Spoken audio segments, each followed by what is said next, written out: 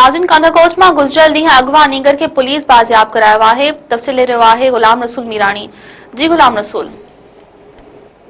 जी बिल्कुल ही कंदकोट में गुज़रियल ॾींहुं अगवा नींगर अली रज़ा सूमरो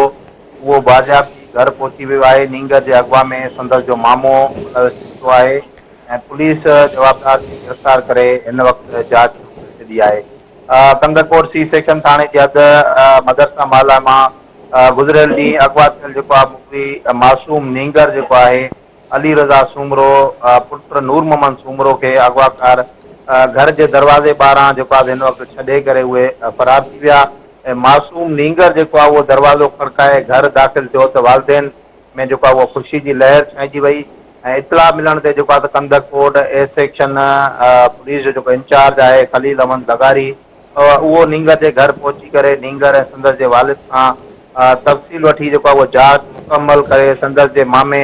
शोएब सूमरो के जेको आहे उहो गिरफ़्तार करे वरितो आहे। इन सिलसिले में incharge A section police Khalil Ahmed Lagari जो चवणु आहे त गुज़रियल ॾींहुं नींगर के अगवा करण बाद जेको आहे भंग लाइ चिठी जेको आहे उहा वालदेन खे मिली हुई। नींगर के जेको आहे त पंहिंजे मामे जेको आहे उहो शोएब सूमरो जेको आहे उहो अगवा कयो हो ऐं हुन सां हिकु ॿियो जवाबदार बि गॾु आहे जंहिंजी गिरफ़्तारी लाइ जेको आहे कार्रवाई जेको आहे उहो शुरू करे छॾी आहे ऐं नींगर अली रज़ा सूमरो खे जेको आहे उहो पंहिंजे मामे अगवा करण बाद पंहिंजे ई घर में लिकाए रखियो हो ऐं पुलिस जेको आहे त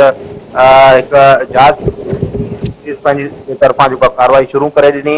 कार्रवाई शुरू करण खां पोइ जेको आहे त हू पुलिस जे भउ खां जेको आहे त नींगर खे जेको आहे पंहिंजे घर ॿाहिरां उहो छॾे जेको आहे उहो फरार थी वियो ऐं फरार थी वञण खां पोइ जेको आहे पुलिस कार्रवाई करे उनजे मामे शोएब सूमरो खे जेको आहे गिरफ़्तार करे वरितो आहे ऐं उन खां पोइ जांच मुकमल करण खां पोइ वाक़े जो जेको केस आहे उहो पिणु दाख़िल कयो वेंदो। जी गुलाम रसूल, जी मेहरबानी।